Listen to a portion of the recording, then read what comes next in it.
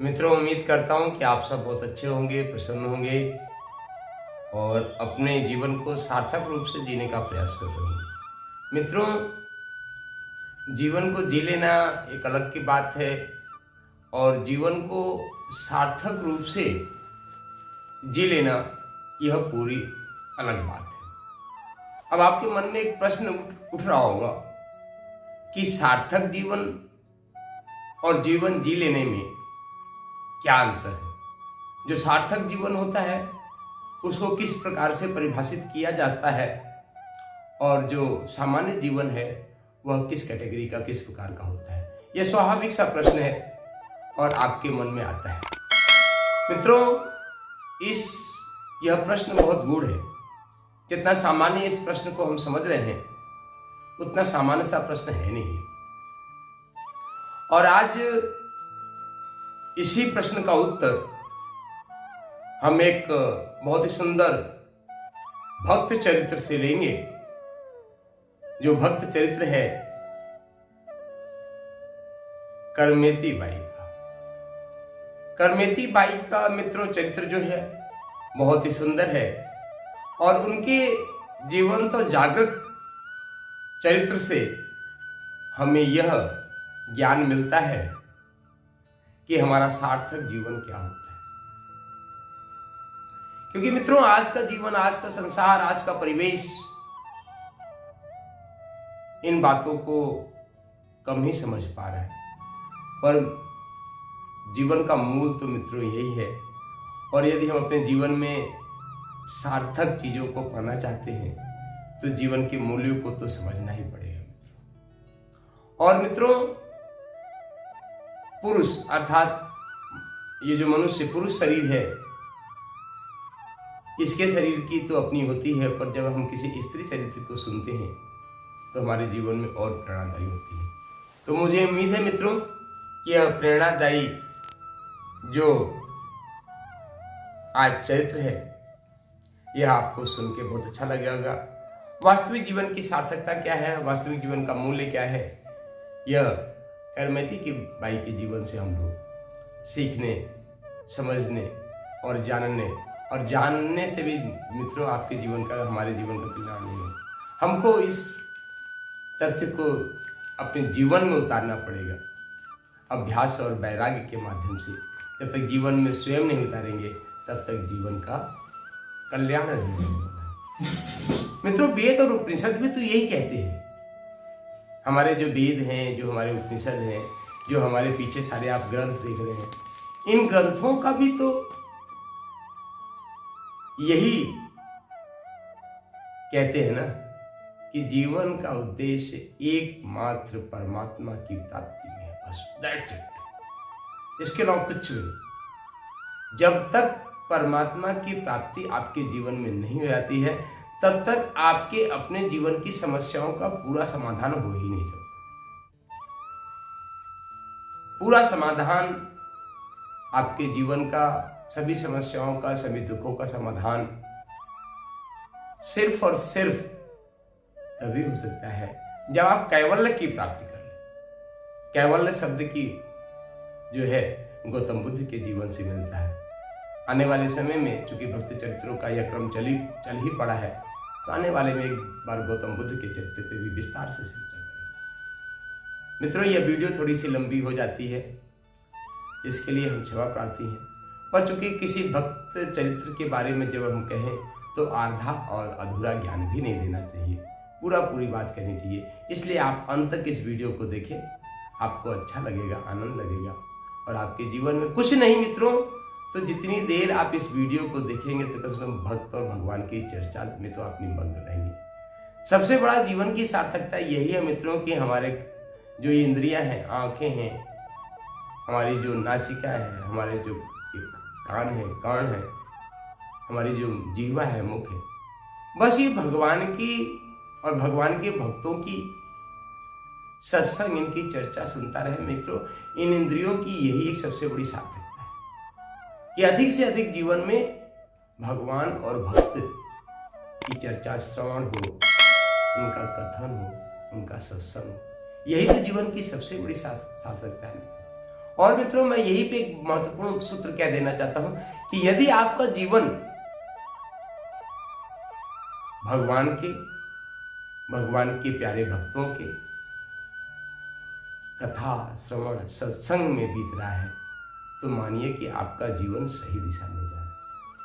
यदि यह आपके जीवन में नहीं है, तो आप ये समझिए कि अभी आपके जीवन में भले बैंक में पैसा चाहे जितना हो, घर परिवार में कुटुंब चाहे जितना बड़ा हो, पर अभी आपका जीवन सार्थक रूप से मूल्यवान जीवन अभी आप नहीं जी रहे। बस अभी आप जीवन को बस जिए जा रहे, जिए। पशु भी तो एक जीवन को जीता है मित्रों। पशु भी पैदा होता है काम भोग वासना के पश्चात, बड़ा होता है, जिस खूंटे में बांध दो उस खूंटे में बंधा रहता है, जो खाने को दे दो वह खा लेता है, कभी कभी पिट भी लेता है, कभी कभी किसी को लात में मार देता है।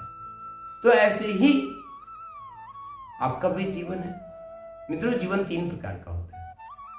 एक तो नर पशुओं का जीवन होता है, जो सिर्फ पशुओं की तरह जीते हैं, खाते हैं, सोते हैं,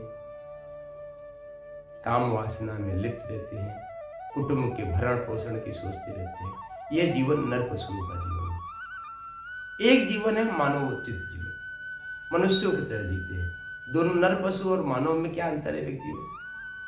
मानव में यह जीवन है कि वह थोड़ा सा भक्ति संगीत और भक्त चरित्र भगवान की थोड़ी बहुत सेवा वह भी करता रहता है और वह जीवन जी रहा है। और एक तीसरा जीवन होता है व्यक्ति महामानव का। महामानव किसको कहते हैं व्यक्ति? महामानव उस व्यक्ति को कहते हैं जो अपने लिए नहीं जीता, उसका पूरा जीवन किसके लिए है? दूसरों के लिए समर्पित। महामानव की श्रेणी में कौन आता है? सरदार वल्लभ भाई पटेल, सुभाष चंद्र बोस आते हैं, चाणक्य आते हैं, महर्षि वशिष्ठ आते हैं, महर्षि भारद्वाज आते हैं, विश्वामित्र आते हैं। तो ये एक लंबी परंपरा है मित्रों कि जब हम अपने जीवन को सर्वस्व लोक कल्याण के लिए न्यौछावर कर देते हैं, तो ऐसे ही जीवन को, ऐसे ही मानव को हम महामानव। तो ये 3 कैटेगरी है मित्रों। आज इस कथानक के साथ हम सबको यह विचार करना चाहिए कि हम किस प्रकार का जीवन जी रहे हैं। नर पशुओं का जीवन जी रहे हैं कि मानवता का जीवन जी रहे हैं, मानव का जीवन जी रहे हैं कि महामानव का जीवन। और यह वीडियो बनाने का एकमात्र उद्देश्य है व्यक्तियों कि आप महामानव की तरह जीवन जी। उठो धरा के वीर सपूतो, धरती स्वर्ग बनाना है। उठो धरा के वीर सपूतो, धरती स्वर्ग बनाना है। तो आप वीर बने। कल के वीडियो में समझदारी, ईमानदारी, जिम्मेदारी और बहादुरी की हमने चर्चा किया था। आप उस वीडियो को देखें कि समझदार कौन होता है, ईमानदार कौन होता है, जिम्मेदार कौन होता है, ईमानदार कौन होता है और बहादुर कौन होता है। कल हमने वीडियो बनाया था, देखें उसको। तो मित्रों, करमैती बाई का जीवन बहुत ही अद्भुत चरित्र है, बहुत ही अद्भुत सुंदर सा चरित्र है। राजस्थान के एक कुल पुरोहित की कन्या है जिनका नाम है परशुराम। परशुराम जी उस समय के तेजस्वी सम्राट राजा शेखावत के यहाँ के कुल पुरोहित थे। और खंडेला रियासत की बात आती है, चूंकि उसमें भारत हजारों रियासतों में बटा हुआ था, तो बहुत पुरानी है। लगभग एग्जैक्ट गणना तो शास्त्रों में मिलती है, पर इसमें मतभेद है। तो लगभग 700 वर्ष पूर्व की यह घटना है कि खंडेला राजा शेखावत के कुल पुरोहित परशुराम जी की एक भक्तमती सुंदर कन्या थी। अद्भुत कन्या कहें तो कोई अतिशयोक्ति नहीं होगी। अद्भुत और अतिशयोक्ति, यह दोनों अपने आप में बड़ा विशेष प्रकार का शब्द है। तो परशुराम जी भी राजा शेखावत के कुल पुरोहित तो थे ही, पर साथ ही साथ वह परम भागवत थे। परम भागवत के लक्षण क्या होते हैं मित्रों? परम भागवत के लक्षण यही होता है कि जो सिर्फ और सिर्फ भगवान श्री कृष्ण, भगवान श्री राम के ही चरित्रों का गायन करे, उनका श्रवण करे और उन्हीं के चिंतन में आठों पहर निमग्न रहे। हर दिल, हर सांसें, हर धड़कन सिर्फ भगवत चर्चा ही करे। तो परशुराम जी जीवन निर्वाह के लिए तो राजा के कुल पुरोहित थे, पर उनका वास्तविक मन जो है भगवान के चरणारविंदों में ही निमग्न रहता था। हमेशा भगवान के चरणारविंद की चर्चा, चिंतन करना और उनकी कथा लीला का श्रवण करना और उसका वाचन करना। घर परिवार में भी कुछ ऐसा उनके माहौल था। प्रातःकालीन ब्रह्म मुहूर्त में उठ जाया करते थे, स्नान ध्यान करने के बाद भगवान की पूजा अर्चन किया करते थे, ठाकुर की एकदम विग्रह करते थे, उनको स्नान कराना, सुंदर सुंदर ठाकुर को वस्त्र पहनाना, ठाकुर को भोग लगाना और ठाकुर को भोग लगा के उनकी आरती करके फिर भगवान भी कथा श्रवण करने का बड़ा आनंद लेते हैं मित्र। भगवान ही सबसे ज्यादा आनंद लेते हैं मित्रों कथा का। और साथ में उनकी एक छोटी सी जो लाली थी जिसका नाम करमेती था, उसको भी वह कथा सुनाते। नियमित दिनचर्या थी मित्र, नियमित दिनचर्या थी कि भगवान की ठाकुर की सेवा पूजा करके घंटे आधे घंटे जब तक वह राजमहल को नहीं जाया करते थे, करमेती बाई को सुंदर भागवत की कथा सुनाया करते थे, सुंदर भागवत की कथा सुनाया करते थे। और भागवत की कथा तो भगवान की कथा नहीं। तो मित्रों, बचपन से ही जो संस्कार हम अपने बच्चों में डालते हैं वह संस्कार उनके जीवन तक चलता है। इसीलिए यदि आप चाहते हैं कि आपके बच्चों में संस्कार आए तो आप उनको कथा और श्रवण कराएं। आज संसार की कितनी विडंबना है व्यक्तियों, भगवान की सेवा तो दूर, आज के जो नवयुवा पीढ़ी है वो अपने माता पिता की ही सेवा नहीं कर रही। यह बहुत बड़ी, भारत जैसे विराट सम्मानित देश में यह बहुत बड़ी विडंबना आ गई। इसके पीछे का कारण क्या है मित्रों? न तो हमारे अपने जीवन में संस्कार है, और जब हमारे अपने ही जीवन में संस्कार नहीं है तो हम अपने बच्चों के जीवन में संस्कार कहाँ से देंगे? संस्कार को सबसे पहले मित्रों, संस्कार का नियम ही है कि सबसे पहले संस्कार को स्वयं धारण करना पड़ता है, और स्वयं धारण करके फिर हम जब दूसरों को देते हैं तो वह प्रभावशाली होता है। हमारे अंदर तो संस्कार है नहीं और लोगों को बांटना शुरू कर दिए तो मित्रों वह प्रपंच कहलाता है, वह संस्कार नहीं। प्रपंच और संस्कार में बहुत बड़ा अंतर है मित्रों। आज हम प्रपंची बन चुके हैं, संस्कार हमारे जीवन में नहीं है मित्रों। पर यहाँ परशुराम के जीवन में संस्कार था, ब्राह्मण देवता में, और अपनी कन्या करमेती बाई को बचपन से कथा सकते। उस समय राजस्थान की यह घटनाक्रम है। राजस्थान चूंकि आतताई आक्रमणकारियों का सबसे बड़ा केंद्र रहा है, तो उस समय एक प्रथा आ गई थी कि बाल्यावस्था में ही किसी कन्या का विवाह कर दिया जाता था। बाल्यावस्था मतलब जैसे 8-9 वर्ष की हुई तो उसका विवाह कर दिया जाता था, क्योंकि उस समय का यह नियम था। आक्रमणकारी जो इस देश पे लगातार हमला कर रहे थे, उन्होंने भी अपना एक सिद्धांत बना रखा था कि यदि कोई कन्या विवाहित है तो उसको हम नहीं छेड़ेंगे, उसको हम नहीं उठाएंगे। तो इसलिए उस समय के समझदार लोग अपनी कन्या का छोटे उम्र में ही विवाह कर दिया करते थे, पर विवाह होके पति देवता क्या नहीं भेजा करते थे। विवाह तो कर दिया करते थे, पर विवाहित कन्या जो है अपने माता पिता के पास ही रहती थी। जब वो अपने पूर्ण यौवन को, पूर्ण यौवन किसको कहते हैं, लगभग 20 से 21 वर्ष जब कन्या का हो जाता है तो उसको हम पूर्ण यौवन कहते हैं।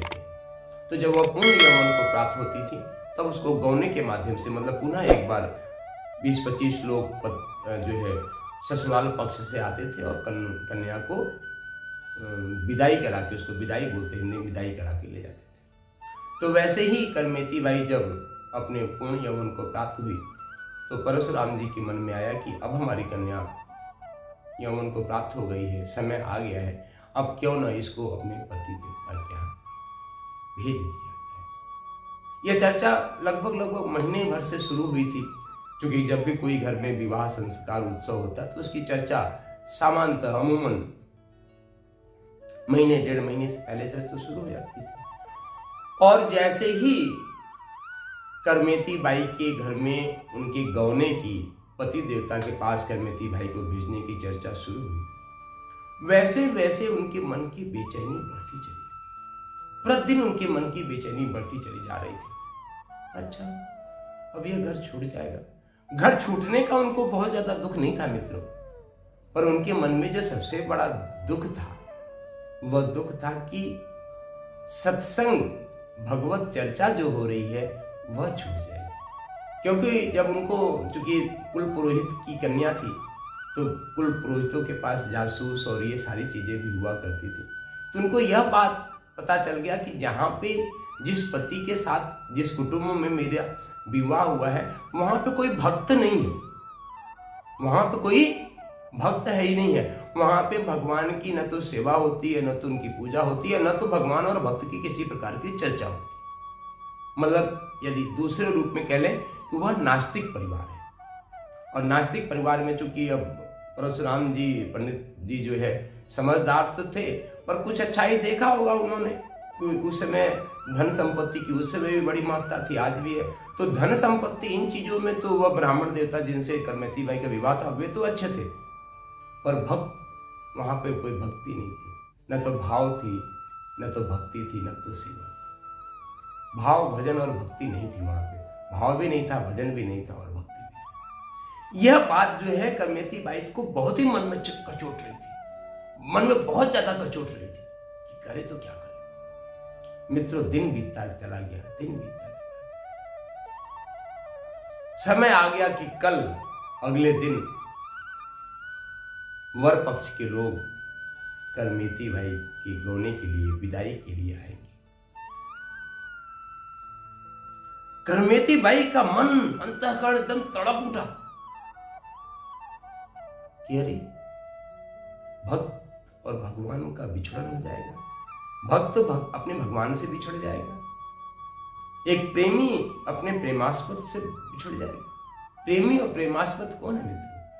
हमें लोग तो प्रेमी हैं, और वास्तव में हमारा प्रेमास्पद कौन है? हमारा प्रेमास्पद भगवान श्री कृष्ण है, भगवान श्री राम, भगवान शिव हमारे प्रेमास्पद है। यदि आप वैदिक रीत से देखें तो मित्रों, हम सब एक प्रेमी हैं, हम सब भगवान श्री कृष्ण की गोपियां हैं। परम पुरुष तो सिर्फ भगवान श्री कृष्ण ही है। हम सबका अंतिम गंतव्य भगवान श्री राधा रानी और भगवान श्री कृष्ण के चरणार बिंद ही है।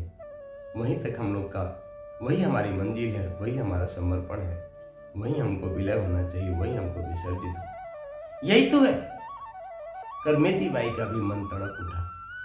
और जब है मित्रों, यहां पे एक बात कह दें कि जीवन में जब कभी दुविधा आए ना, जब आपका मन संकल्प और विकल्प करने लगे कि हमें क्या करना चाहिए, क्या नहीं करना चाहिए, तो मैं आपको सिर्फ एक सुझाव और सलाह देंगे। आपको दुनिया में किसी की नहीं सुननी चाहिए, आपको सुननी चाहिए तो सुनना चाहिए तो सिर्फ अपने अंतःकरण की आवाज सुननी चाहिए। आपका अंतःकरण, अंतस्मन, वह आत्मा के स्वरूप में दर्द होता है मित्रों, और वह कभी गलत नहीं बोलता है, वह हमेशा सत्य का मार्ग दिखाता है। और वह अंतःकरण जागृत होना चाहिए, बुझा हुआ मरा हुआ नहीं होना चाहिए, क्योंकि बुझे हुए मरे हुए अंतःकरण भी स्वार्थ से ले रहते हैं। मरे हुए अंतःकरण की क्या पहचान होती है मित्रों? जब वह स्वार्थ से पूरी तरीके से ढक जाता है तो अंतःकरण मर जाता है। आज की मनुष्यों की तरह, जैसे आज स्वार्थ में, लिप्सा में, भोग में इतने हम लोग डूबे हुए हैं कि सही और गलत का सही निर्णय भी हम नहीं कर पाते। और इसी का परिणाम है कि आज चारों तरफ अनाचार और भ्रष्टाचार पूरी तरीके से भरा हुआ है। वासना की ऐसी गंध है कि क्या हो रहा है, क्या नहीं हो रहा। तो इनसे आप मुक्ति पा सके, इसीलिए हर भक्ति चरित्र कहने का मन करता है। हो सकता है शायद आप इसको श्रवण करें, आपके मन में सद्विवेक का जागरण हो मित्रों। यह इस कथा को कहने का उद्देश्य है इस दास का। तो मित्रों, करमेती बाई ने भी चिंतन मंथन किया, अपने अंतःकरण की सुनी, और सुनने के बाद कहा कि ना, कुछ भी हो जाए, हम संसार की इस दुर्गंध में, वासना रूपी दुर्गंध में हम यह जीवन नहीं जाए। क्योंकि उनको पता था कि यह पति देवता जो आ रहा, आज तो सुंदर लग रहा है, यौवन है, कल यह बूढ़ा होगा, एक दिन मरेगा ही मरेगा। मरण धर्मा यह शरीर है, तो मरण धर्मा पुरुष को अपना जीवन का साथी क्यों बनाया जाए? ऐसे परम पुरुष को हम अपने जीवन का साथी बनाएंगे, जो जन्म जन्मांतर तक, अनंत काल तक हमारा साथी, हमारा पुरुष होगा, हमारा पति होगा। और यह चिंतन मंथन किया मित्रों। कल प्रातः बारात आनी थी, उसके बाद कोई मौका नहीं था। करमेती बाई ने समय देखा और रात्रि को ही अपना घर छोड़ दिया। रात्रि को ही अपने घर से निकल पड़ी। आप सोचो मित्रों, इस नौ युवती कन्या भगवान के लिए अपने घर को छोड़ देती, घर को छोड़ दिया। प्रातःकालीन हुआ, घर में पूरा उत्सव और उल्लास और आनंद का माहौल था, क्योंकि जब शादी ब्याह गौना होता है तो घर में ढेर सारे रिश्तेदार परिवार दूर दूर से लोग आए हुए होते हैं। क्योंकि उस समय इतनी टेक्नोलॉजी हाई नहीं थी, सामान्य 700 वर्ष पूर्व की बात है, पर इष्ट मित्र ये लोग तो आए हुए थे। घर में उत्सव और आनंद का माहौल था। सुबह प्रातःकालीन हुई, सारे दिनचर्या कर्मकांड शुरू हुआ, पर जब घर में कुछ लोगों ने देखा कि जिसके लिए यह उत्सव ये सारा कुछ हो रहा है वह करमेती बाई तो कहीं दिखी नहीं रही।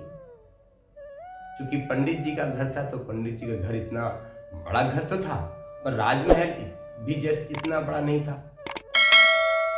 तो देखा गया सभी कमरों में, चारों तरफ देखा गया। उनकी सखी सहेलियों से पूछा गया कि करमेती बाई है कहाँ, दिख नहीं रही, आज तो उसका गौना है, कहाँ गई। तो पहली समय तो ये माताओं के बीच में ही बात थी। घर में उनकी माता जी को, उनकी और भी जो भाभियाँ थी उनके बारे में पता चला। पर बात पहुँचते पहुँचते परशुराम जी तक पहुँच गया। परशुराम पंडित जी के पास बोला गया, करमेती बाई तो दिख ही नहीं रहे और आप उत्साह से इतना जो है गौने की तैयारी कर रहे हैं। वो भी अवाक रह गए कि अरे मेरी बेटी ने ऐसा कदम उठा लिया। पर चूंकि वे जानते थे कि मेरी बेटी बुद्धिमता है, विवेकवान मेरी बेटी है, यदि उसने ऐसा कोई कदम उठाया होगा तो बहुत ही जानबूझ के समझदारी के साथ उठाया। एक तरफ तो पुरोहित भक्त का चिंतन और एक तरफ पिता का, ये दोनों दो फाट में उनका चिंतन हो गया। एक तरफ संसार के लोगों के बारे में सोचें और एक तरफ भगवान के बारे में सोचें। वो भी दुविधा में पहुंच गया और अपनी बेटी के बारे में चिंतित होने लगे। बात राजा तक पहुंच गई कि हमारे कुल पुरोहित की कन्या गायब हो गई। क्योंकि उस समय मित्रों भारत में आक्रमणकारियों का भी बड़ा प्रभाव था, तो लोगों को ये लगा कहीं आक्रमणकारी तो रात्रि में नहीं उठा ले गए। राजा को पता चला तो राजा ने चारों दिशाओं में, यहाँ कहा जाए कि 8 दिशाओं में, पूर्व पश्चिम उत्तर दक्षिण ईशान कोण, आग्नेय कोण, नैऋत्याम कोण और वायव्याम कोण, यह 8 दिशाएं होती हैं। 8 दिशाओं में अपने प्रहरियों को, अपने सैनिकों को भेज दिया, जाओ हमारे कुल पुरोहित की कन्या कहीं गायब हो गई है, कहीं उसको आक्रमणकारी तो नहीं उठा लिए, जाओ खोजो और खोज के उसको सुरक्षित घर वापस लाओ। आज उत्सव का दिन है, आज मंगल दिन है, उसका गौना जो होना है। चारों तरफ सैनिक दौड़ पड़े अपने घोड़े को लेकर, कोई पैदल कोई घोड़े से, चारों तरफ निकल गए। क्योंकि करमेती बाई भी कुल पुरोहित की जो कन्या थी, उनको पता था कि हमने घर छोड़ दिया है और बात राजा तक पहुंचेगी, राजा के सैनिक भी हमको खोजने के लिए निकल ही पड़ेंगे।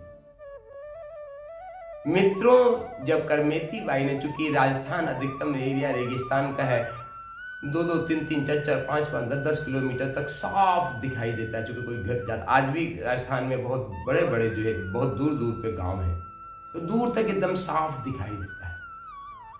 तो उस समय आज से 700 साल पहले तो और भी कम घर थे। उस समय लगभग 1947 में सिर्फ 40 करोड़ की आबादी थी भारत में। तो आप कल्पना कीजिए कितनी आबादी रही होगी। पूरा वीरान राजस्थान में करमेती बाई ने देखा कि सैनिक हम दौड़ रहे हैं। वो समझ गई एक सैनिक किसी और कारण से नहीं दौड़ रहे हैं, ये सैनिक मेरे को ही खोजने में, मेरा ही पता करना चाहते हैं, इसलिए दौड़। करमेती बाई को कुछ और नहीं समझ में आया मित्रों। उन्हीं के पास में ऊंट, चूंकि राजस्थान में ऊंट की आज भी बड़ी महत्ता है। राजस्थान में ऊंट था, एक मरा हुआ ऊंट था। ऊंट बढ़िया बड़ा जानवर होता है, उसका कंकाल मित्रों, उसका जो उदर का हिस्सा होता है वे कंकाल वहां पे पड़ा हुआ था। आप सोचो, उसको है जानवर, जो जंगली जानवर होते हैं, सियार जिसको बोलते हैं, कौवे होते हैं, गिद्ध होते हैं, उसके मांस को खा चुके थे। पर उसमें थोड़ा बहुत मांस लगा था और उसकी हड्डी का कंकाल जिसको बोलते हुए पड़ा था। मित्रों, कल्पना करो कि कंकाल है तो भी उसमें दुर्गंध तो आती होगी। करमेती बाई को और कुछ समझ में नहीं आया। वो ऊंट का जो कंकाल था उस कंकाल के अंदर घुस गई और उनके मन में चिंतन चलने लगा मित्रों कि संसार की जो दुर्गंध है, संसार की जो सड़ांध है, उस सड़ांध से इस जो ऊंट के कंकाल की सड़ांध अच्छी है, और वह संसार की सड़ांध मित्रों बहुत ही। मित्रों, उस सड़ांध को वही समझ सकता है जिसको गुलाब की खुशबू का पता है ना। तो गुलाब की खुशबू का पता जो है करमेती बाई को बचपन से ही कथा सत्संग से मिल रही थी। भगवान के अधरामृत से मिले हुए प्रसाद की जो खुशबू होती है वह करमेती बाई को पता था। मित्रों, कथा में आता है कि 3 दिन 3 रात्रि करमेती बाई उसी ऊंट के कंकाल में ही छिपी रही। आप सोचो मित्रों, न तो भूख और न तो प्यास, 3 दिन तक उसमें छिपी रही। क्यों 3 दिन तक छिपी रही? कि 3 दिन तक चारों तरफ उनके सैनिक दिखते रहे कि सैनिक उनको खोज रहे हैं। अंततः 3 दिन के पश्चात उन्होंने देखा कि अब कोई सैनिक नहीं है, तो वह वहां से निकली। और आप सोचो मित्रों, किसी मिलन की तड़प कितनी ज्यादा किसी प्रेमी के मन में होता है, वह तो जो प्रेमी हो वही जाने। एक कथा आ रही है, अंतर कथा 1 मिनट की सुना देते हैं कि प्रेमी का और प्रेमास्पद की कथा क्या होती है। यह किसी की भावनाओं को ठेस पहुंचाने के लिए हम नहीं कह रहे। मित्रों, एक दिव्य मूर्ति थे, वे सड़क पे ही लेट के अपने इष्ट की आराधना कर रहे थे, सड़क पे लेट के। और एक नवयुवती ने अपने प्रेमास्पद को समय दे रखा था कि मित्र, हम तुमसे सायंकालीन 5 बजे मिलने आएंगे। घर परिवार में थोड़ी सी व्यस्तता होने के बाद वह प्रेमिका निकलती है और अपने प्रेमास्पद की तरफ भागती है। इतने जोर से भाग रही है मित्रों कि कौन रास्ते में है कौन रास्ते में नहीं है उसको पता ही नहीं। और वे जैसे ही निकलती है अपने प्रेमास्पद की ओर भागती हुई चली जाती है कि रास्ते में एक महापुरुष अपने परवरदिगार, अपने इष्ट का पूजा कर रहे थे, उससे उसका पैर टकरा जाता है। उसको तो धुने नहीं हुए जाती है, अपने प्रेमास्पद से मिलती है, मिलके गले लगाती है, कुछ मीठी मीठी बातें करती है और वहां से वापस आती है। जब वहां से वापस आती है तो वह महापुरुष जो एकदम अपने इष्ट के भजन में, अपने आराधना में लीन थे, वे एकदम आंख तरेरे बैठे हुए। और जैसे ही वह युवती आई उसके ऊपर भड़क उठी कि तुमको दिखाई भी नहीं देता है कि रास्ते में क्या हो रहा है और तुम हमको ठोकर मार के चली गई। वह युवती भी हाथ जोड़ के करती है, नाथ क्या हो गया? बोले, तुम जब अभी इधर से तुम भाग रही थी, तुमने अपना पैर हमारे शरीर में मारा, तुमको होश भी नहीं है। वह युवती मुस्कुराती है कि सरकार, हम तो एक मिट्टी के पुतले अपने प्रेमी से मिलने जा रहे थे, तो मुझे सुध ही नहीं थी कि हम किस तरीके से जा रहे हैं। हम तो अपने प्रेमी से मिलने के लिए जा रहे थे और आप तो उस परवरदिगार की आराधना के लिए बैठे हुए थे, उपासना में बैठे हुए थे। तो क्या आपका मन वहां पे इतना तल्लीन नहीं था कि हमारे छोटे से पैर, कोमल पैर लग गया तो आपको? मित्रों, जैसे ही यह बात सुनी उस महापुरुष का क्रोध जाता रहा। तो ऐसे ही आप इस कहानी को हमने सुना है कि आप उसकी कल्पना कर सकिए कि करमेती बाई के हृदय में भगवान के मिलन की कितनी बड़ी उत्कंठा रही होगी, कितनी तड़प रही होगी, कितना बड़ा प्यास रहा होगा कि 3 दिन तक रेगिस्तान के दिन में भी और रात में रहने के बाद भी उनको प्यास की आभास नहीं हुआ, और वहां से निकलती हैं एक आंधी के झोंके की तरह अपने राजस्थान से भागते भागते भागते भागते कहां पहुंच पाती है मित्रों? प्रेमियों की राजधानी में। आपके मन में आ रहा हो ना, प्रेमियों की राजधानी क्या है पूरे संसार के? तो मित्रों, सारे संसार के प्रेमियों की यदि राजधानी है तो वह है श्री धाम वृंदावन धाम। बोले वृंदावन धाम की जय, बरसाना धाम की जय, ब्रजराशि कोस की जय। जहाँ पे हमारे श्री कृष्ण की पटरानी यमुना महारानी लहलाती हुई बहती हैं, जहाँ के कण कण में रज रज में भगवान श्याम सुंदर के चरणों की सुगंधी आती हो, उनके चरण, क्योंकि वृंदावन ब्रजधाम ही ऐसा है जहाँ पे कि भगवान श्री कृष्ण नंदन, भगवान श्री कृष्ण नंदन पूरे ब्रज में उन्होंने भ्रमण किया है। तो उनके चरणों की रज आज भी भक्तों को सुगंधी दे रही है, उनके जीवन को, भक्तों के जीवन को सुवासित कर रही है। तो ऐसे ही खुशबू जो करमेती बाई के नासिका में भी समाहित हुई थी, बसी हुई थी, बचपन से बसी हुई थी, तो करमेती बाई वहां से भाग के वृंदावन आ जाती। मित्रों, वृंदावन वह उस समय में आती हैं जिसमें वृंदावन वास्तव में वृंदावन था, पूरा जंगल था, यहां तक कि वृंदावन में कोई रहता ही नहीं था।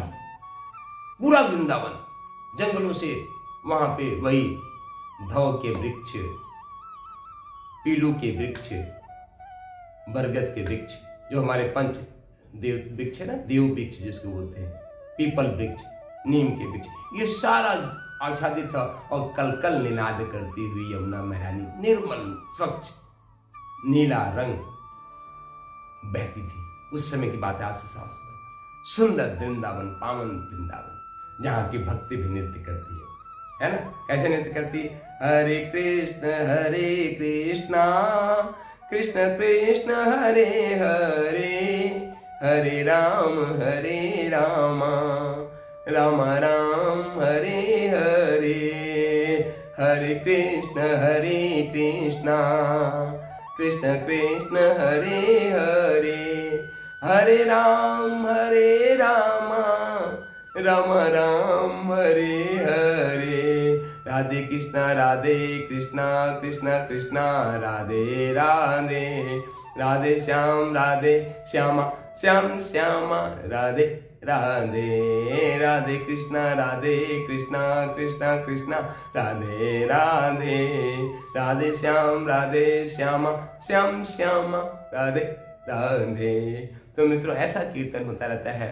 करमेती बाई अपने गांव घर से भागते हुए, आंधी की तरह उड़ते हुए वृंदावन की प्रेमियों की दिव्य राजधानी में पहुंच जाती हैं।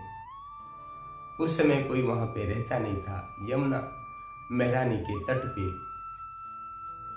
अपना सुंदर भजन कीर्तन, भगवान के 8 याम की सेवा, अष्टयाम की सेवा। मित्रों, स्थूल ठाकुर सेवा से तो महत्वपूर्ण है ही है स्थूल ठाकुर सेवा, अष्टयाम प्रातः जागरण से। कल हमने सिद्धा माता के चरित्र में पूरा हमने सुनाया है कि कैसे अष्टयाम सेवा की जाती है। सिद्धा माता का चरित्र देखें जो हमारे इसी वीडियो पे है। तो वहाँ पे अष्टयाम सेवा प्रातः मंगला आरती से लेके, फिर श्रृंगार आरती से लेके, फिर राजभोग अर्पण करना, राजभोग आरती, उसके बाद भगवान का शयन कराना दोपहर के लिए, उसके बाद उत्थापन कराना, उत्थापन भोग की आरती और उत्थापन भोग लगाना, उसके बाद फिर संध्या आरती में भोग लगाना, संध्या आरती करना, और शाम को भगवान को बंटा भोग रख के शयन करा देना। तो यह अष्टयाम की सेवा है। तो जब वो अपने घर में थी तो उनके पिताजी परशुराम जी ही अष्टयाम सेवा अपने ठाकुर की किया करते थे। और जब परशुराम जी जो है अपने राजमहल में जाते थे राजा को सत्संग देने के लिए, तो ठाकुर जी की सेवा का दायित्व तो करमेती बाई के पास था। तो उनको भी अष्टयाम सेवा का पूरा विधान पता था। पर यहाँ तो जंगल में है, यहाँ तो जो ठाकुर है वो उनके हृदय के ठाकुर। व्यक्तियों, वास्तव में तो हर व्यक्ति के हृदय में ठाकुर, भगवान श्री कृष्ण गीता में भी कहते हैं कि हम तुम्हारे अंतःकरण में ही बैठे हुए, हमारे अंतःकरण में भगवान बैठे हुए, हम सबके अंतःकरण में बैठे हुए। भगवान कहते हैं कि वैश्वानर अग्नि के रूप में हम आपके शरीर में है, जो आप भोग लगाते हो उसको अंदर बैठ के मैं ही पाता हूँ। पूरी लंबी व्याख्या है। कभी गीता पे भी सत्संग शुरू करने वाले मित्रों एक क्रम उस पर भी चल पड़ेगा। अभी तो हमने भक्त चरित्र शुरू किया है और प्रयास है कि यह नियमित चलता रहे। तो आ गई और वहां पे भगवान की मानसिक अष्टयाम सेवा कर रही। मानसिक अष्टयाम सेवा है। यमुना महरानी में स्नान करें। यमुना महरानी में स्नान करने के बाद वहीं एक बरगद के पेड़ के नीचे उन्होंने अपना आश्रय बना लिया और आश्रय बना के अपना वहीं पे भगवान की 8वें याम की। उस समय वृंदावन जंगल था, कुछ उसमें फल फूल भी लगा होते थे, कई फलों के भी वृक्ष थे, तो उसी में फल खा के और अपना जीवन का निर्वाह जो है भक्तिमती आनंद में, भक्त के जीवन की आनंद की कल्पना ही कोई भक्त ही कर सकता है मित्रों, जो उस आनंद का पान किया हो, पूरी मस्ती के साथ अपने जीवन को व्यतीत कर रहे हैं। उधर परशुराम जी जो कनमेती बाई के पिता थे वे बड़ा चिंतित रहने लगे। उनको बड़ा दुख हुआ कि हम अपनी पुत्री को बचपन से भागवत कथा ये सारा कुछ सुनाए, उसके गौने का, चूंकि वो भी तो है मित्रों संसार में ही रहते हैं, संसारी जीव ही है। कथा सत्संग करना, वाणी से करना एक अलग बात होती है, अंतःकरण से स्वीकार कर लेना एक अलग बात होती है। भारत में देखा जाता है कि ढेर सारे हमारे कथा व्यास हैं, हम किसी की निंदा नहीं कर रहे हैं, हाथ जोड़ के प्रार्थना कर रहे हैं, पर वह कथा और सत्संग की तो बात करते हैं, पर अंदर से वह संसार का ही चिंतन करते हैं। कथा सुनाना और कहना भी उनके लिए संसार के साधनों को प्राप्त करने का एक माध्यम है, होना भी चाहिए, हम उसका निषेध नहीं कर रहे हैं, पर हमारे जीवन में कहीं न कहीं वैराग्य और अभ्यास तो होना ही चाहिए। तो वो भी संसारी ही पुरुष ही है, उनके मन में भी चिंता हो रही है। अब जब राजा का कुलपुरोहित, कुलपुरोहित का काम क्या होता है कि राजा के शोक को दूर करना, कथा सत्संग भागवत सुना के राजा के मन में भी शोक आए तो उसको दूर करना। जब राजा का कुलपुरोहित ही शोकाकुल हो जाएगा तो कहीं ना कहीं राजा भी शोकाकुल हो जाएंगे। राजा के मन में आया कि उस समय लोग राजस्थान से निकलते थे तो मथुरा और वृंदावन ही आया करते थे। राजा ने सलाह किया कि परशुराम जी चलो एक काम करो, आपकी बेटी का पता करने के लिए हम लोग मथुरा चलते हैं, क्योंकि उसमें वृंदावन मित्रों जंगल था, वृंदावन में लोग कम आते थे, अधिकतम भक्त मथुरा ही आया करते थे। तो राजा शेखावत अपने कुल पुरोहित को लेके, अपनी पत्नियों को लेके और सबको कुटुंबों को लेके कहाँ आ जाते हैं, तीर्थ सेवन के लिए, क्योंकि उसमें भारत में तीर्थ सेवन का बड़ा महत्व था। आज भी तीर्थों में बड़ा सेवन है। आज भी मित्रों रविवार और शनिवार को वृंदावन ठसाठस भर जाता है। इतने दिल्ली, हरियाणा और पंजाब और पूरे भारत के इतने भक्त आ जाते हैं कि एकदम जाम लग जाता है। आश्चर्य देखिए, तो भक्ति के मित्र वृंदावन में तो आज भी भयानक भीड़ है, लोग जाते हैं। पर आज हमको लगता है कि भक्ति के चक्कर में कम पिकनिक मनाने जाता है, पर कहीं ना कहीं उनके मन को शांति तो मिलती ही है। तो हम करेंगे, यदि ये क्रम है तो अच्छा है, जाते रहना चाहिए। भगवान का कहीं ना कहीं चिंतन मनन तो होता ही है यदि हम वृंदावन के दिव्य धाम में पहुंच जाते हैं। पर मेरा सिर्फ इतना निवेदन है कि जाइए तो पूरी तरीके से समर्पण भाव से जाइए, वहाँ के साफ सफाई का भी ध्यान रखिए, वहाँ के खान पान का भी ध्यान रखिए। तो इन सब चीज़ों का ध्यान रखते हुए आप वृंदावन, बरसाना, गोवर्धन, मथुरा अवश्य जाइए और भारत के सभी तीर्थों पे जाइए। भारत तो तीर्थों की भूमि है, आप अवश्य जाएं। तो परशुराम जी अपने राजा के साथ में सब कुछ पहुंच गए। मथुरा के जो पंडित जी लोग हैं वे बड़े दिव्य हैं, सारा कुछ है। उन्होंने वहाँ के पंडितों को, पुरोहितों को खूब दान दक्षिणा दी और अपनी बिटिया, अपनी कन्या कनमेती बाई के बारे में चर्चा की, कोई ऐसी कन्या आई है क्या यहाँ पे। जब वहाँ के पंडित पुरोहितों को मथुरा के ढेर सारे दान दक्षिणा मिला तो उन्होंने कहा, पंडित जी चिंता मत करो, हम आपकी कन्या का खोजबीन करते हैं। तो उस समय वृंदावन मित्रों इतना घना जंगल था कि वहाँ के लोग, स्थानीय लोग भी वहाँ जाने से डरते थे। पर उन्होंने दाएं बाएं से पता किया, तब पता चला कि नहीं, कुछ दिन पहले से एक कन्या आके वहाँ पे रह रही है पंडित जी। तो जैसे ही परशुराम जी को पता चला और कि हमारी कन्या यही रह रही है, उन्होंने कुछ सैनिकों को लेकर राजा जी के साथ में यमुना महरानी के तट पे पहुंचे और देखा कि उनकी कन्या भगवान के भजन में, भगवान की सेवा में पूरी तरीके से। देखते ही परशुराम जी की आंखों में अश्रुधारा की धारा फूट पड़ी। वो भी तो आखिर थे ही तो प्रेमी ही थे। प्रेमी की सबसे पहली होती है कि मित्रों जब हमारे हृदय में प्रेम लबालब उठता है और वह हृदय में समाता नहीं है तो वह अश्रु धारा बन के भरती है। प्रेमियों के लक्षण ही है मित्रों अश्रु, कंप और पुलक। यह बेसिक अश्रु होगा आपके और पूरे शरीर में कंपन होने लगेगा और पुलक आपका पूरा शरीर आनंद से भर जाएगा। उनके मन में भी अश्रु, कंप, पुलक परशुराम जी के फूट पड़ा। क्या कहें और क्या न कहें। कन्या से यही कहते हैं कि बेटी तुमने हमारी नाक कटा दी। क्योंकि लोग बोलते हैं ना हमारी नाक ऊंची रहे। आज हमारी अपनी नाक ऊंची रखने के लिए संसार में कितने प्रकार के उठापटक हो रहे हैं मित्रों, ये यहाँ कहने का विषय नहीं है। यहाँ तो हम भक्तों के संत के चरित्र कर रहे हैं। परशुराम जी कहते हैं कि बेटी तुमने हमारे नाक को कटा दिया, हमारा नाक कट गया तुम्हारे इस कर्म के कारण। करमेती भाई भी शांत चित्र हाथ जोड़ के कहते पिताजी आप ये बात कह रहे हैं, आप तो परम भागवत है ना। अब परम भागवत पिता ये कह रहा है कि बेटी तुमने हमारा नाक कटा दिया। पिताजी आप जैसे परम भागवत को यह शोभा नहीं देता कि आप यह बात कहें। संसारियों की तरह बात कर रहे हैं आप। पिताजी नाक उसकी कटती है जिसकी नाक हो। ये संसार में तो सारे नकटे ही हैं। क्यों? क्योंकि नाक उसकी ऊंची होती है जो भगवान का होता है। जो संसार का होता है उसका नाक होता ही नहीं। समझ लीजिए कि जो भगवान का है उसी की नासिका है और जो संसार भगवान का नहीं है वह नकटा ही है। ऐसा ही पूरा सत्संग क्रम एक करमेती बाई और कुलपुरोहित परशुराम जी के बीच में हुआ। ढाढ़स दिया करमेती बाई ने कि पिताजी हमने ऐसा कर्म किया है, ऐसा श्रेष्ठ कर्म किया है कि आप अपने जीवन के बारे में तो सोचो, पीछे आने वाली 7 पीढ़ी और आगे आने वाली 7 पीढ़ी का कल्याण हो जाएगा। मित्रों यहाँ पे एक तथ्य है, हमारे शास्त्रों में लिखा हुआ है कि किसी भी कुल से यदि एक व्यक्ति भी वास्तविक वैष्णव भगवान का भक्त बन जाता है, वास्तविक भगवान का भक्त बन जाता है तो पीछे की 7 पीढ़ियां और आगे की 7 पीढ़ियां तर जाती हैं, सबका कल्याण हो जाता है। ऐसा हमारे शास्त्रों में लिखा हुआ मित्रों।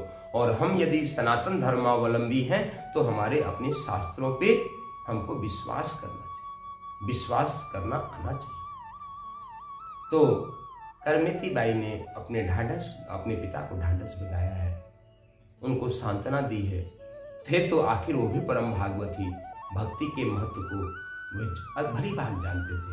उन्होंने मन को मार के, क्योंकि मन को मित्रों मारना भी पड़ता है।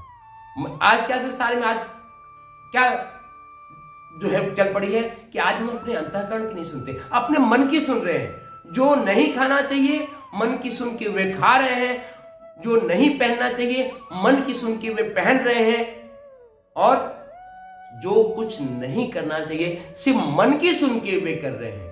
तो मित्रों मन पे संयम रखना चाहिए, मन संयम रखने का है। और इसीलिए हम कहते हैं कि मन को संयम रखने के लिए मित्रों यह दास के द्वारा अद्भुत अक्रिया ध्यान सिखाया गया है। इस वीडियो के प्लेलिस्ट पे अमेजिंग मेडिटेशन करके है। अद्भुत अक्रिया मेडिटेशन यदि करते हैं तो आपका अपना मन उसी तरीके से बस में आ जाता है जैसे घोड़े को लगाम दे के बस में किया जा सकता है और हाथी को अंकुश के माध्यम से बस में किया जा सकता है। तो क्या करें मित्रों, इस दास के द्वारा परम पूज्य गुरुदेव की कृपा प्रसादी एक मंत्र मिला है जिसका उच्चारण है ओम ग वा, ओम ग वा, ओम ग वा। तो ओम के उच्चारण करते हुए मित्रों ओम के माध्यम से श्वास को अंदर ले, ग के माध्यम से श्वास को रोक के अपने नाभि पर और वाह बोलते हुए श्वास को बाहर निकाल दें। मित्रों संक्षिप्त में अपने अद्भुत क्रिया ध्यान को भी बता रहे हैं, अद्भुत अनंताकाश। तो ओम के माध्यम से उच्चारण करते हुए श्वास को लेना है। ग हम सबके शरीर का जो है नाभि केंद्र है, केंद्र बिंदु है। नाभि जागरण करने के बाद ही हम अपने सूक्ष्म शरीर में प्रवेश करते हैं। ग बोलते हुए गुरु, गणेश, गायत्री, गीता, गौ माता, गंगा का ध्यान करें और वाह बोलते हुए श्वास को बाहर निकाल दें। श्वास बोलते हुए श्वास को बाहर निकाल दें। भावना ये करनी है कि ओम बोलते समय आप ये भाव करें कि संसार में जो परमात्मा की प्राण ऊर्जा है उसको हम अपने शरीर के अंदर धारण कर रहे हैं। ग बोलते हुए 10 सेकेंड तक अपने श्वास को अपनी नाभि पर रोकें। गुरु, गणेश, गायत्री, गीता, गौ माता, गंगा का ध्यान करें। भाव करें कि हमारे शरीर के कण कण में, रोम रोम में, रक्त की हर बूंद में प्रकाशवान ऊर्जावान और दिल बन रहा है। हमारे शरीर का कण कण, रोम रोम, रक्त की हर बूंद प्रकाशवान ऊर्जावान और दिल बन रहा है। और वाह बोलते हुए श्वास को बाहर छोड़ें। भाव करें कि हमारे शरीर के अंदर जितने भी कसाय, कलमश, रोग, दोष, जितनी भी कमियां हैं वे सब हमारे शरीर से बाहर जाए। मित्रों, ये संक्षिप्त अद्भुत क्रिया ध्यान क्या है मैंने बताया। यदि आप इसको विस्तार से सीखना चाहते हैं तो इसी चैनल पे, हमारे इस ओम योगा की चैनल पे आप प्लेलिस्ट पे जाएं, वहाँ पे पूरा विस्तार से दिया हुआ है। इस वीडियो के डिस्क्रिप्शन बॉक्स में भी आपको पूरे हमारे ध्यान के लिंक मिल जाएंगे, आप उसको पूरा श्रवण करें। तो इस तरीके से करमेती बाई ने अपने पिता परशुराम को समझा बुझा के उनको विदा करती हैं। वे अपने घर आते हैं और अब पूरी तरीके से वह भक्ति में, वास्तविक भक्ति में लीन हो जाते हैं। राजा के यहाँ भी जाना बंद कर देते हैं और अपने जीवन का निर्वाह प्रवाह कर रहे हैं। वहाँ भी कर्मित, और साथ में उन्होंने ये भी किया कि जो 24 ब्राह्मण होते हैं मथुरा के, उनको ढेर सारी दान दक्षिणा दे दी और राजा साहब ने भी दे दिया। और दान दक्षिणा जब पा गए 24 के ब्राह्मण तो वो भी बड़े खुश हो गए। पंडित जी ने और राजा ने भी ये कहा कि हमारी बेटी यहाँ पे साधना कर रही है, आप हमारी बेटी की रक्षा कीजिएगा। क्योंकि उसमें हमारे ब्राह्मणों का यज्ञो वही श्रेष्ठता कर्म, यज्ञ रूपी जीवन था। तो करमेती बाई के लिए उन्होंने फूस का एक झोपड़ी बना दी और सारा कुछ हो गया। तो मित्रों, कथा का है और अंतिम जीवन तक, अंतिम सांसों तक करमेती बाई ने यमुना महारानी के किनारे वृंदावन धाम में ढेर सारी लीलाओं की, ढेर सारे संतों का, भक्तों का कल्याण किया और उनका बहुत ही निर्मल, बहुत ही सुंदर जीवन रहा। आगे के जीवन में भी ढेर सारे उनके चमत्कार हैं मित्रों, पर वीडियो बहुत ज़्यादा लंबी हो रही है तो इसको हम यहीं पे, पूरा जीवन उनका भक्त था। और उसके बाद अपने इस नश्वर शरीर को, चूंकि मित्रों इस नश्वर शरीर का मरण धर्मा शरीर है, अपने धर्म का पालन करता है, एक दिन शरीर तो पूरा होता ही है। पर आज भी करमेती बाई का जीवन चरित्र हम सबको प्रेरणा देता है, हम सबको भक्त में है, हमारे हृदय में प्रेम का जागरण करता है।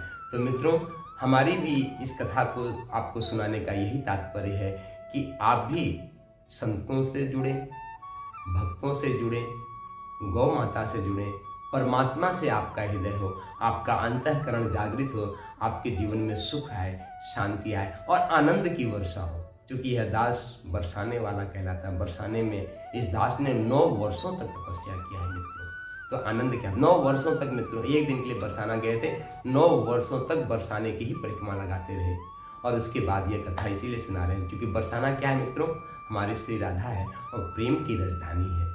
तो आप सबके अंतःकरण में भी प्रेम के पुष्प खिले, आपके जीवन में भी राधा रानी और भगवान श्री कृष्ण नंद नंदन की जो प्रेम की खुशबू है वह, उसके फूल खिले, एक कमल खुले, आपका हृदय कमल खिले और आपके जीवन में भी एक सुगंधित सुवास फैले और सारे संसार में फैले।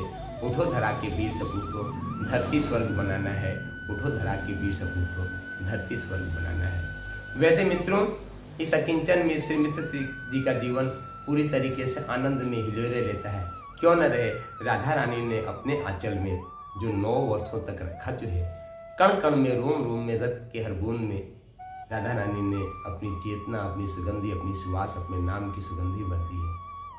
अब तो यह जीवन सिर्फ पुरुषार्थ के लिए है, परमार्थ के लिए है। वह परमार्थ और पुरुषार्थ यही है मित्रों कि संतों की सेवा हो सके, भगवान की सेवा हो सके, गौ माता की रक्षा की इसमें बहुत बड़ी आवश्यकता है मित्रों।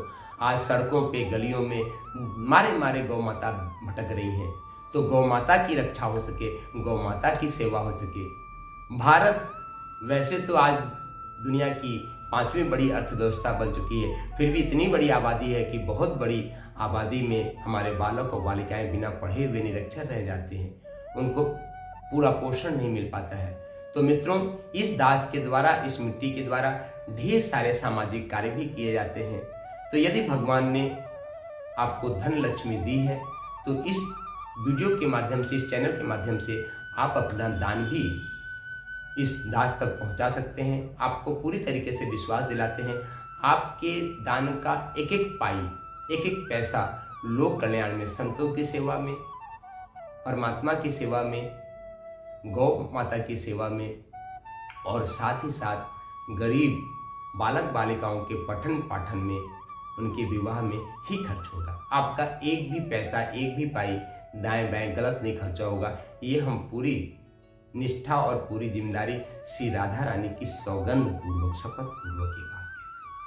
तो इसमें आपको हमारा नंबर मिलेगा 8171554740। गूगल पे के माध्यम से, पेटीएम के माध्यम से, फोन पे के माध्यम से आप अपनी दान दक्षिणा, अपनी सहयोग राशि यहाँ पे भेज सकते हैं। कमेंट बॉक्स में लिखें कि है, और आप व्हाट्सएप पे लिखते हैं कि यह दान राशि आप किसकी सेवा के लिए भेज रहे हैं। गौ माता की सेवा के लिए भेज रहे हैं तो मित्रों वह पैसा गौ माता की ही सेवा में लगेगा।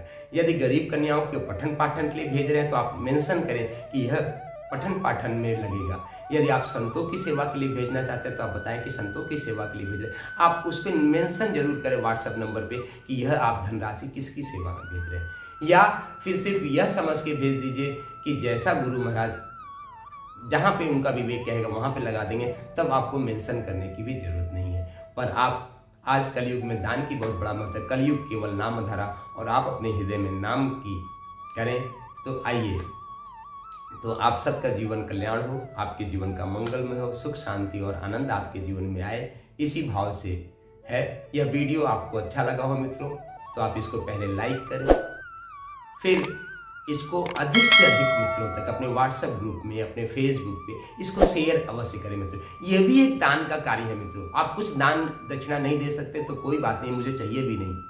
मेरा नाम ही अकिंचन मित्र से, मैं तो लोक कल्याण और लोक परमार्थ की भावना की वजह से आपसे ये कह रहा हूँ। अदरवाइज यह अकिंचन मित्र से तो आपसे कुछ नहीं चाहिए। पर यह विषय अपने व्हाट्सएप ग्रुप में शेयर करें, अपने फेसबुक पे शेयर करें। इस दास का यदि चरित्र स्वरूप अच्छा लग रहा हो तो इस स्वरूप का जो है अपने व्हाट्सएप स्टेटस लगाएं और ये करें तो यह प्रचार प्रसार होगा। उठो धरा के वीर सपूतो, धरती स्वर्ग बनाना है। हम इस मिट्टी का यही पुरुषार्थ है मित्रों, इस दास का यही पुरुषार्थ है कि यह सारा धरती, पहले आपका जीवन, हम सुधरेंगे युग सुधरेगा, हम बदलेंगे युग बदलेगा। यह नारा परम पूज्य गुरुदेव पंडित श्री राम शर्माचार्य जी का है। इन्हीं के संकल्पों को लेकर हम आगे बढ़ रहे हैं। तो आइए इसको अधिक से अधिक तक शेयर करें, इस वीडियो को सब्सक्राइब करें मित्रों। ये भक्त चरित्र का क्रम शुरू हुआ है। प्रयास पुरुषार्थ रहेगा कि प्रतिदिन एक नए भक्तों का चरित्र आपको मिलता रहे। तो आप इस वीडियो को सब्सक्राइब करें ताकि प्रतिदिन आपको यह वीडियो मिल सके। दूसरा कि आप अपने मन की भावनाओं को कमेंट्स में जरूर लिखें। यदि कोई त्रुटि हो गई हो, यह बालक नादान अबोध है, दास अबोध है, तो आप बहुत बड़ा ज्ञानी नहीं हो मित्रों, बहुत थोड़ी सी चीज़ें जानता हूँ, बस गुरुदेव भगवान की कृपा, इससे ज़्यादा कुछ नहीं है मित्रों। तो यदि कोई त्रुटि हो गई हो तो आप, हम हाथ जोड़ के क्षमा प्रार्थी हैं।